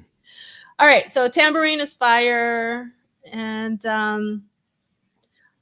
okay, Dorothy says I think some She's Always in My Hair would gel more with the album. Yes, we love Devoid of Funk's last name. And Tanja is Temptation was one of my favorites, if not my favorite. Oh wow, Teosophy says I literally learned to play drums from tambourine. Okay. And the Christian says She's Always in My Hair is that mood booster in that spot. For me, it's not. Like for me, tambourine is much different in energy than She's Always in My Hair. To be honest, She's Always in My Hair depresses me personally. A little. It brings me down. Tambourine brings me up. She's Always in My Hair brings me down. That's just me. Let's see. Yeah, and so thank you, Drea. So I'm with you. Deandra didn't care for Temptation in real time, but now I like it. I guess I'd say Raspberry Beret. It would be the classic B-side. And yes, and El Michelle says, let's correct that, please. Ain't no reggae aspect to new. Still can flavor all over that track with curry on top. And if you tuned in last week, Prince got the steel drum from Susan Moonsey as a gift. And Susan Moonsey brought it from Trinidad because Moonsey is Trinidadian. So there you go. So thank you, El Michelle. All right. And let's see. Okay. Lee Christian is saying the 12-inch of Temptation to finish it. Hair is that classic Prince sound, though. Wendy, let's see. Wendy adding strings, reading from the book, answer not needed, just thinking out loud. Okay, got it. Awesome. All right. So now we're going to move on to we're going to move on to. Oh, before we move on, I was getting ahead of my britches. So on April 23rd, Prince and Wally went to Madonna's Like a Virgin tour at the Bill Graham Civic Center in San Francisco. So here's a picture from that. They were in the front row. And now we're going to move on to, yes, TP. I also love that as well. Let's see. Yeah. So LTK makes a really good point. The lyrics to She's Always in My Hair, kind of bummer. If you listen to him from a certain perspective, I can do what I want and she'll love me anyway. And Karan is saying take off Raspberry and replace with She's Always in My Hair. Hey, Reggie B, welcome. Yes, thank you so much for joining us live. I really do appreciate it. Yes, Lee Christian, welcome to the dawn, Reggie. Okay, now we're going to move on and we're going to read April 24th, which is a Wednesday. Yes, Raywin, we all love the American music video. It's one of my favorite videos, if not my favorite video of Prince of all time. I love that moment when I saw him playing drums for the first time ever live. All right, so we are going to read again April 24th. And here we go. Christopher Tracy's Parade, listed as Wendy's Parade, Overdubs Mix, Under Cherry Moon, Overdubs Mix, Highly Rock, Tracking Overdubs Mix, Sunset Sound, Studio 3, 11 a.m. to 4:30 a.m. booked, locked. Now, that means they were in the studio for 15 and a half hours. That's a long time. Producer Prince, artist Prince and Sheila E., engineers Peggy Mack, Leonard, and Susan Rogers, assistant engineer Mike Kloster. Okay. With the success of the Purple Rain tour, Sheila E. was now in the limelight, and she was hired to act in Crush Groove, a film directed by Michael Schultz, based on the early days of Def Jam recordings and then up-and-coming record producer Russell Simmons. Sheila plays a fictionalized version of herself as the female love interest for the main character. Highly Rock came about for the Crush Groove soundtrack, and she needed a track, recalls her sax player Eddie M., Minifield, and that was kind of an overnight track. Prince and Sheila worked on the song together, with Sheila playing drums and Prince covering bass and guitars. Prince recorded the God vocals while playing a cymbal to keep the beat, and eventually Sheila replaced his voice with hers, mimicking almost all of his playful, almost over-the-top lead. Now, one of my favorite things ever is originals, and on originals, you can hear Prince's version of Highly Rock, and I have it in the accompanying playlist. It's really great hearing him sing the song. The track was likely inspired by the Flintstones television show, which changed the name of Hollywood to Highly Rock, the prehistoric home of Stoney Curtis and Cary Grant, although there is also an obvious influence from the Rock Rock Planet Rock chorus on 1982's Planet Rock by Africa Bambaataa and the Soul Sonic Voice. Now, Ricky, did you watch the Flintstones? Yes, I do remember that, Stoney Curtis and Cary Grant. That's it. Oh, man. I love it. I think Prince would do that. Yeah. Sure. I mean, yeah, given like, the Flintstones was big when he was a kid, because it was reruns like when we were kids. So, it was mainstream TV, say when he was a kid. So I can kind of see it. I didn't think about that, Ricky. That is a really good point. That it was reruns when we were watching it. And it was, he saw the first iteration of everything that we saw. Yeah. Yeah, for sure. All right, so let's see. There's been a lot of comments. Let's address some of these before I go back to reading. Let's see. Okay. Let's see. I think people might have Raspberry Beret fatigue too, though. I don't even like Kiss on Parade that much. I could do without it on the album floor. I don't know. So, I mean, I know some people do, but like... That's the reason why I try to always put my comments about things in context. Okay, like when it comes to the song Purple Rain, I never liked the song Purple Rain in real time and now. The only thing I like about Purple Rain is the string coda at the end.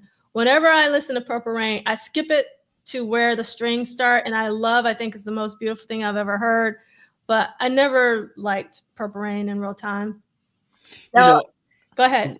no. Finish your thought. Finish your thought. And so, and another thing too is just like Kiss has always stood out for me on that record from day one, even as like how the like 15-year-old, like it always stood out. It's like, why is this on this record? So that's another thing. And Raspberry Beret, I always loved the 12-inch of Raspberry Beret. Mm. I never liked the album version, and that would often be the case with other singles as well. Yeah. You know, for instance, like I never liked the song Little Red Corvette, but I love the dance mix. Yeah, the dance mix is fire. The You dance mix know, is fire. I've always now knowing what I guess what I didn't know then, because I always thought that the B-side songs were written after the album had already been done, not realizing now that those songs were already done. So I'm still kind of just thinking like, if you're sitting in the studio and say you're listening to like She's Always in My Hair and then Raspberry Beret, and then you're trying to figure out, well, I'm going to keep this one on the album, but I'm going to put this one, save this one. I'm trying to figure out like, like, how'd you go to save that? Or like with Lover, Money, and Kiss, like you got a banger like Lover, Money, which totally fits the movie. It plays into the movie, it fits in well with the scene, and you're like, I'm going to make this song Kiss the lead single and make this the B-side. Same thing with like, like Raspberry Beret, like She's Always in My Hair. Like, you feel like, well, I'm going to make this pop song the initial single and save this for just a B-side. Not even make the album, just save it for a B-side. But then, like, what do I know? Maybe that's why I'm in the position I am, and he's where he was, because he can make those, like make those decisions and kind of say, okay, we're going to go with this here, But I just think, I just wonder if somebody was around there saying like, nah, man, like this is the stronger song. You should do this one. I'm sure somebody had to be around to say that, but he like when Willie went with and man, it worked for him. But I just wonder about those many decisions. Like, wow, how did you come to decide choosing Kiss and then Raspberry Beret when you had two strong B-sides on like both of those? Yeah, I think it's I remember having a conversation with myself as a kid, meaning in my teens, and I would say any song that I love, nobody liked. Like I love Tambourine. I was living for Tambourine. And then, obviously Raspberry Beret was the hit. So I knew back then that I could never be like the person making the decisions on the singles, because the songs that I like never became singles, or they were never talked about. And the songs that I did not like were usually the hit singles, and they became really popular. So you have to understand, I'm not really into pop. Pop is not my lane. And so like I always gravitated towards funk and rock, and the drum and the bass in particular. So that's just me. I'm being honest. Okay, so let's get back to our reading. And okay. And so after the basic jam was recorded, we're talking about Holly Rock. Oh, before I do that, there were a couple of comments that I wanted to highlight, actually.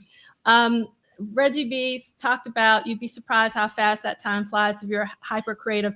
Oh, I know. It's called the flow. I can get the flow. It's like any creative knows about the flow for sure. But it's easier to do when you're younger and you don't have a lot of commitments like work and kids and all of that. And then I love this comment from Christina about no wonder Peggy was getting tired at this point, because there are a lot of back-to-back sessions like that. Yes, Cynic 22, thank you for being here. Flow State, that's what I'm talking about. Yeah, for a technical okay, music nerdy approach. They're doing overdubs. So like the basic tracks were already done. So they're basically just going in, change this here, change that there. Let's change this. Let's say this here, say this there, type deal. Yeah. And yeah, I love this comment. Let's see. Good point to Lee Christian. The long versions keep tracks alive. Single versions don't cut it. Like for me, it's always about the longest version of any Prince song. Like I want if the song was an hour, I want to hear the whole hour. That's just me.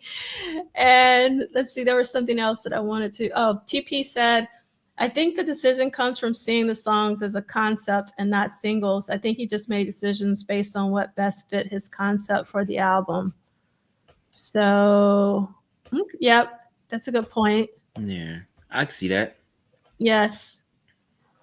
I think this is a really good point, TP, which is why he formatted Love Sexy the way he did. He didn't want people to piecemeal his albums. Yes, definitely 12 inch Little Red Corvette is fire, fire, fire, fire, fire. All right. Okay. Back to Highly Rock. After the basic jam was recorded, they overdubbed bongos, timbales, keyboards, and a few other elements. Prince's sped up guitar serves as a musical callback to Toy Box and Feline. Although Sheila's lead vocals had likely not been recorded, it is probable that some of the background vocals were tracked during the session. Earlier in the session, 8.5 hours were spent recording a variety of overdubs, including horns with John Leontine, Stephen Madow, if I'm saying that correctly, and Carlton Smith on Wendy's Parade, and adding mandolin and strings with Novi Navag, Susie Katayama, David Coleman, Richard Pheeves, and Annette C. Atkinson on Under the Cherry Moon.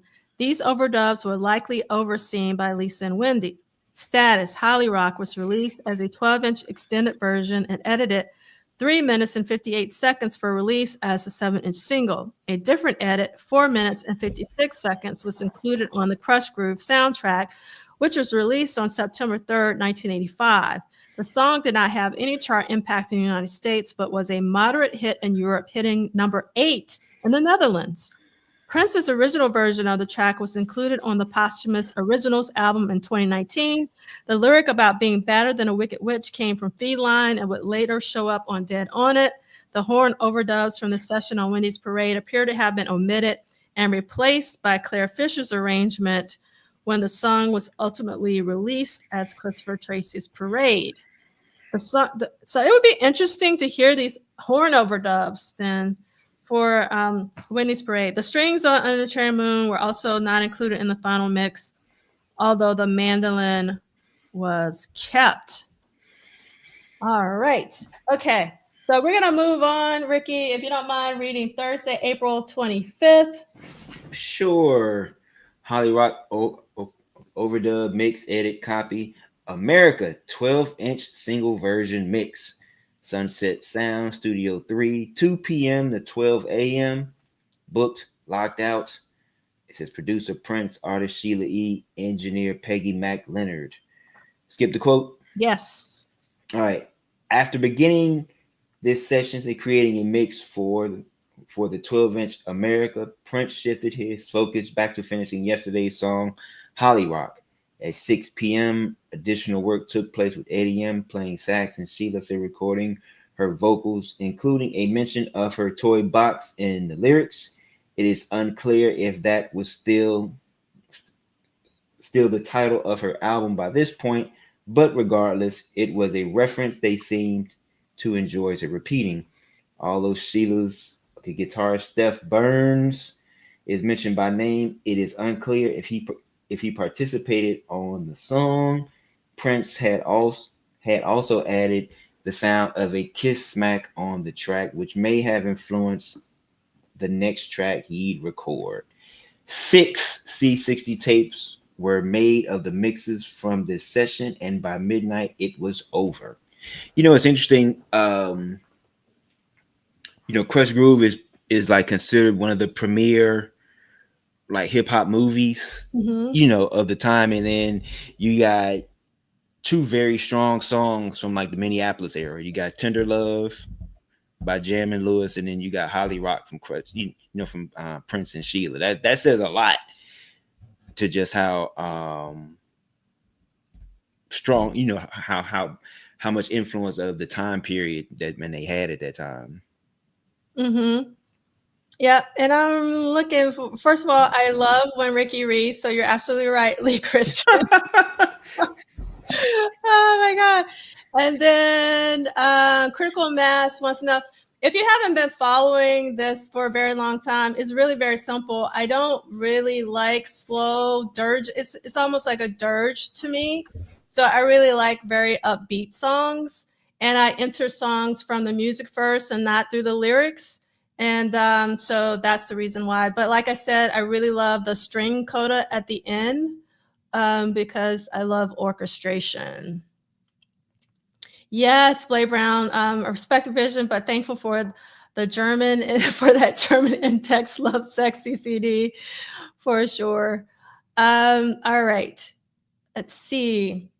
Next, we're going to read Saturday, because Duane doesn't have anything about Friday in the book, but we got Saturday, April 27, 1985, and I didn't have time to look at my newspapers, see if anything happened on Friday, so I had to go back and see if anything did. But Saturday, April 27, 1985, KISS listed as, oh, before we do that, I wanted to ask, actually, you, Ricky, as well as everybody in the chat, yes, and like I said, Temptation was not my thing as a 14-year-old.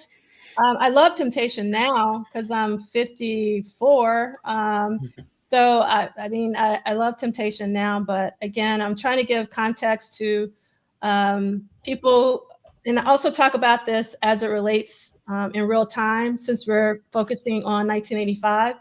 So as a 14-year-old, I mean, I didn't really understand the blues. Yeah. I didn't understand the blues at 14. Yeah, rightfully so. Yeah, that's, I understand the blues now, so I love Temptation. Yeah. Yeah, so that's that. And then Ray, when Condition of the Heart is an amazing song. It's one of my favorites. That was last week, or actually 2 weeks ago. We're going in real time, Cynic. So if you go all the way back to we'll do the scrub all the way back. This is the reason why we're going week to week. So the Miami show was 2 weeks ago. So we actually talked about that 2 weeks ago. So this is where we are in the timeline. So we started off with Sunday, April 21st, because that's the reason why, like I keep saying that we're going week to week. And if you understand that, you also know where to read in relation to 1985, because obviously the same dates don't end up on the same day depending on what year you're in. So we're in 2025, so the dates don't align. So that's the reason why we say week to week and we go from Sunday to Saturday.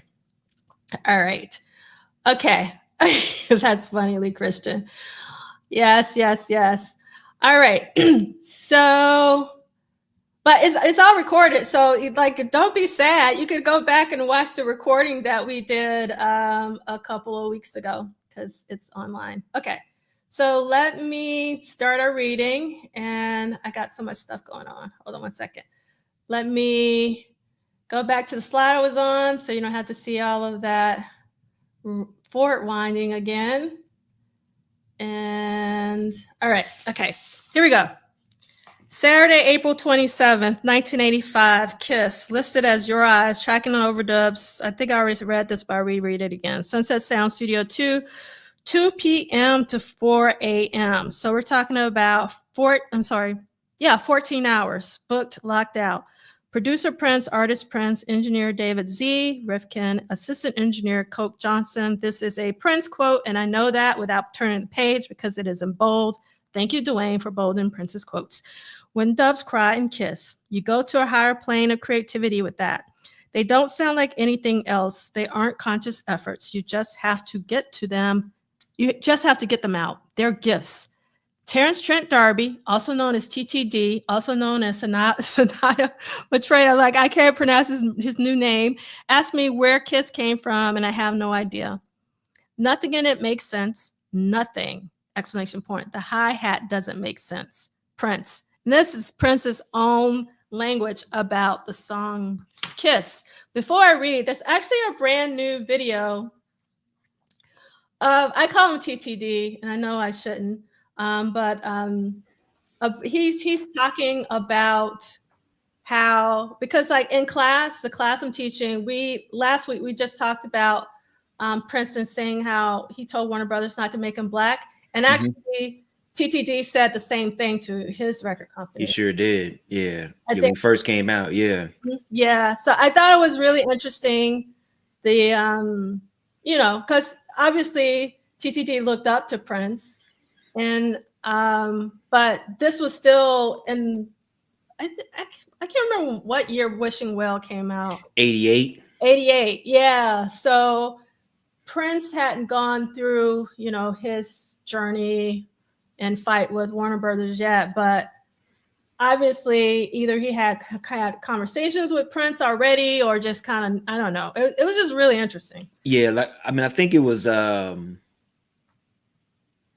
Prince was so popular at that time, like you kind of like those, like those little bio books were being written, like the one like you had, and so yeah, and so they would have those little tidbits in there with things like him saying, like, I don't make me black and things like that, and so when Terrence Trent D'Arby came out, because when you first see him, if I think his first single was "If You Let Me State," it's like a James Brown review. It's like you're looking at, you're like, don't make you black, brother. You doing a good job of that on your own. Like but he made. I understand its point. I mean, because that's one of the things that the students are kind of struggling to understand. It wasn't that Prince didn't want to be black, and I kept saying when he says that, he means he doesn't want to be in the black genre. Like there is solely. Yeah. Yes, and that's like something that's really difficult for some people to understand, because they're taking it literally. Yeah. But it's not supposed to be taken literally. And yes, Mira, so I'm happy that I am you. Yes, TTD, Terrence Trent D'Arby, and Sananda Maitreya are the same person. And I also thought that was interesting too, because in this little clip that just came out last week, he also changed his name for very similar reasons, because the record company told him that they owned his name. Yeah, sure did. Yeah. And so that was one of the reasons why he changed his name, just like Prince changed his name. So there's definitely a lot of parallel there. So I'll put that clip in the accompanying playlist. Yeah, man, Prince was trying to school people. Like, it's always stories of him trying to pull people's coattails and tell them, like, hey, like, check your stuff out. Yes. And so Lee Christian said, yeah, TTD is a proper soul thing until the second album, when he goes very rock. And my favorite TTD record is actually Vibrator. That's one of my favorite records of all time. Is that the one he did with Dallas Austin? I don't think so, but I think he has the blonde hair, right? He has the blonde hair with the wings. Yeah, I think Dallas Austin worked on either that or Supermodel Sandwich. Is Supermodel Sandwich on that? Yeah, Supermodel is on that one. Huh? I didn't know that. Yeah, I think Dallas Austin did do some work with him on that. Don't quote me on it, but yeah, I think he did. Somebody do some Googling and see if that is correct. If Dallas Austin is, yes, Vibrator is excellent. And we're talking about Terrence Trent D'Arby's, because there is a Prince Vibrator song. Yes, to be honest, all of his albums are great. Symphony or Damn, yeah, it was also really great. And TP is saying maybe Dallas worked on the Supermodel remix. That could be possible. That sounds about that. That sounds what Dallas Austin kind of Dallas Austin-ish. Yes, but like this is the point. Anna B is making the point. He wanted to musically connect with everyone and not be pigeonholed. Yeah, because they would do that a lot back then. Oh yeah, for sure. It was like, some people, and you saw a lot of artists, especially post Thriller, people not wanting to be pigeonholed into just one particular area. But it was primarily artists of color that didn't want to be pigeonholed, because the labels and the industry would do that, unfortunately. So this is really interesting. I don't know if you're talking about me, but I'm definitely not mixed. I am Both of my parents are Black. So, yes. But Wait a minute. Okay, put that back up. I missed it. yeah, I don't know if I guess you're talking about me, but I'm definitely not mixed. I am Oh. Black. Both of my parents are Black. Let's see. Hey, I'm Native American and African American and and some other stuff. Yes, I mean we could go down the line too. Yes, we could do that for sure. Yeah. Okay, so Lee Christian is saying that Dallas Austin is on the wild card for sure. Okay, the wild card album. Yeah. I lost track of TTD.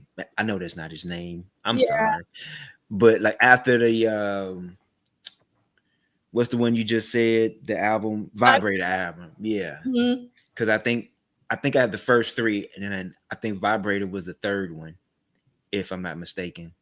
Well, there's neither fish nor fowl. That's the second one. Yeah. I know I got the first two, and then I know I have the Vibrator album. I don't know where they fall in terms of what's second, third, or fourth, but I know I got those three. Yeah. I know I got those three. So the first one was Introducing the Heartline, according to TTD, which was 87. And then Neither Fish nor Flesh. I always say fish nor fowl, but it's neither fish nor flesh. Yeah. And then the rest of the track is, the title is A Soundtrack of Love, Faith, Hope, and Destruction. That's 89. And then the third one is Symphony or Damn, which is 93. And then the fourth one is Vibrator. Okay, so I'm missing two. Okay. Yeah.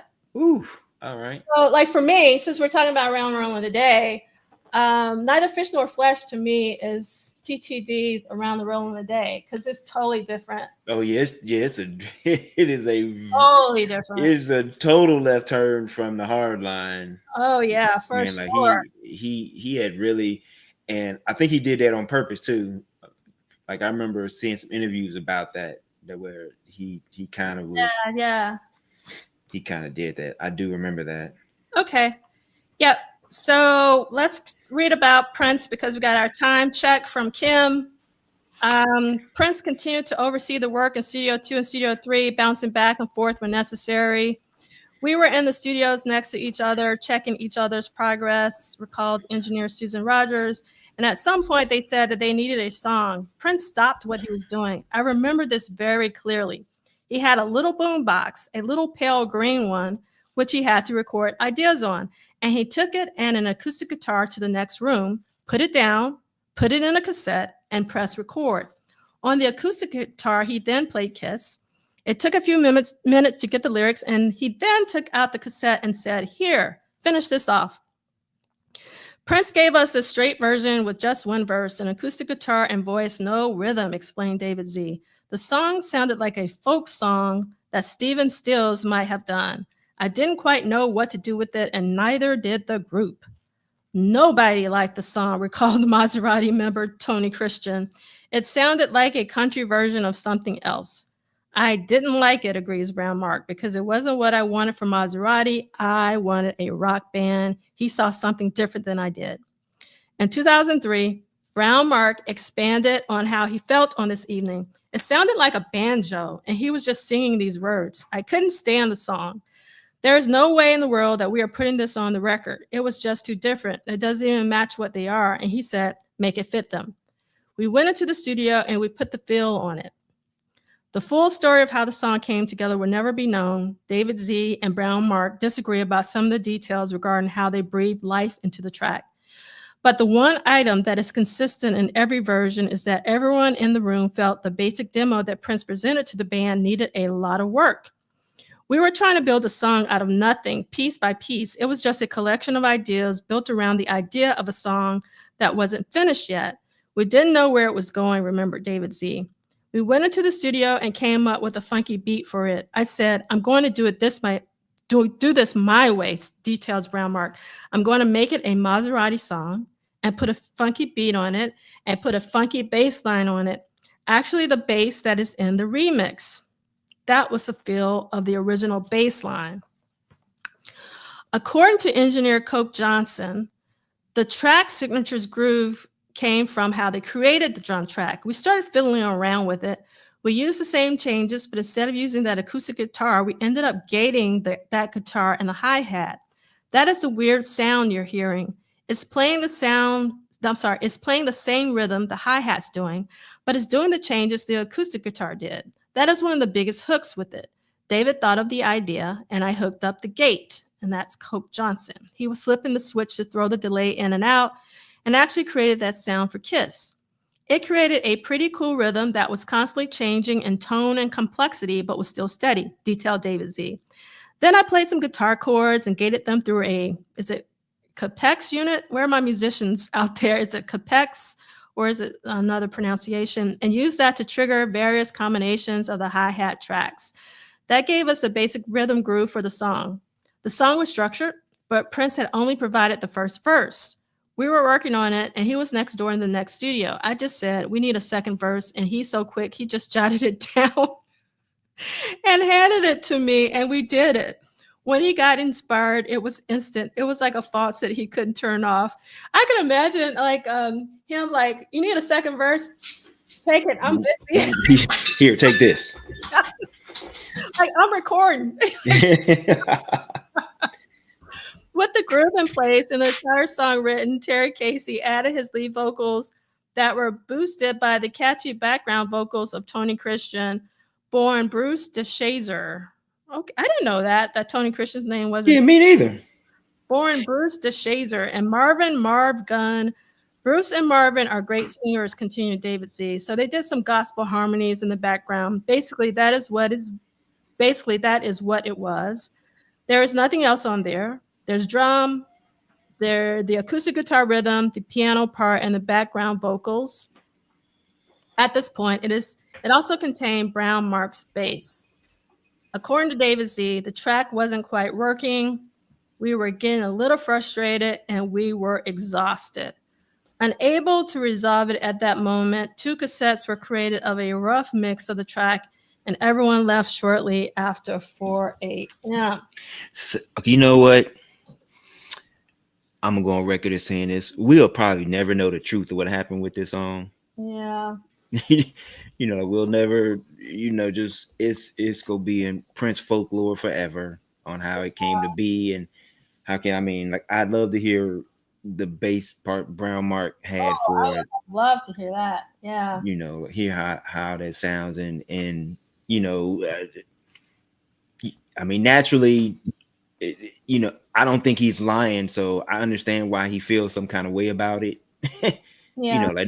Not getting credit for it after he had done work on it and all of that. But I don't think we're ever gonna get,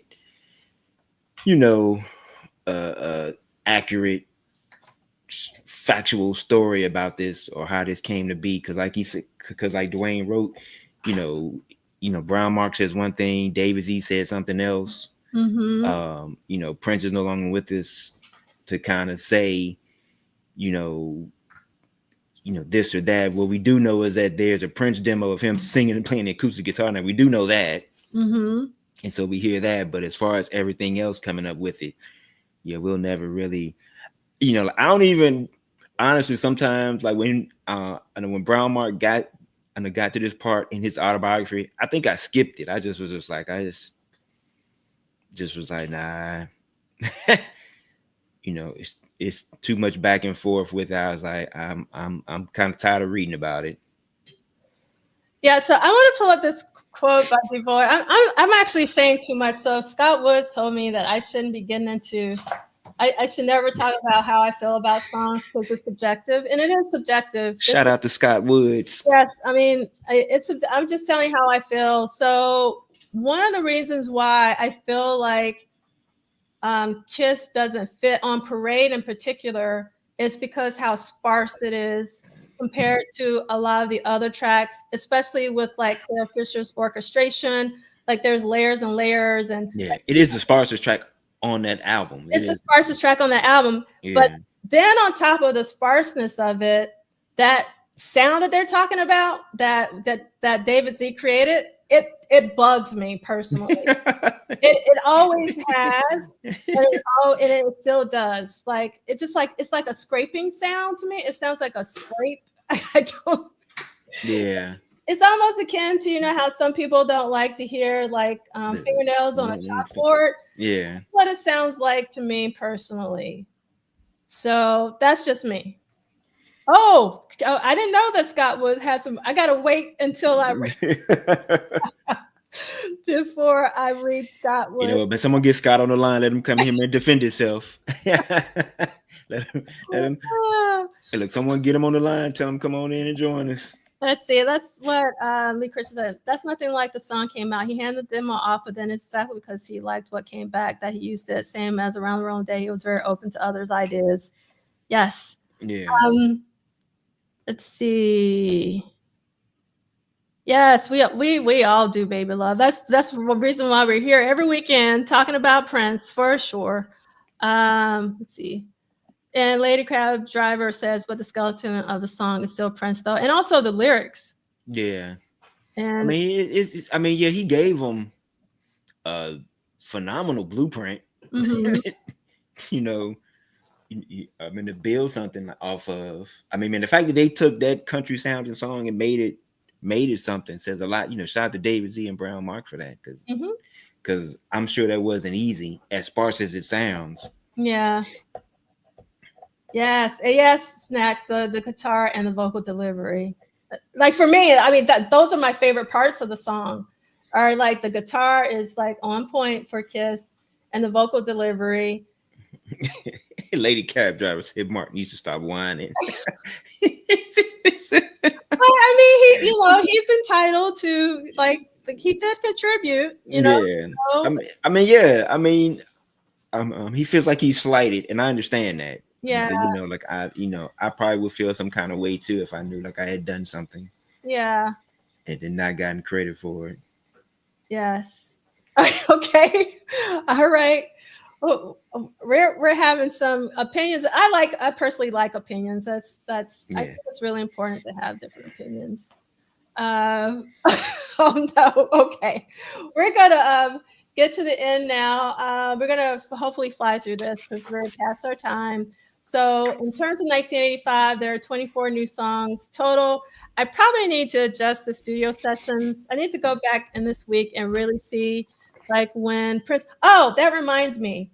So it seems like if we go back to the book that Maserati is recording in Studio 2 and Prince has been working in Studio 3.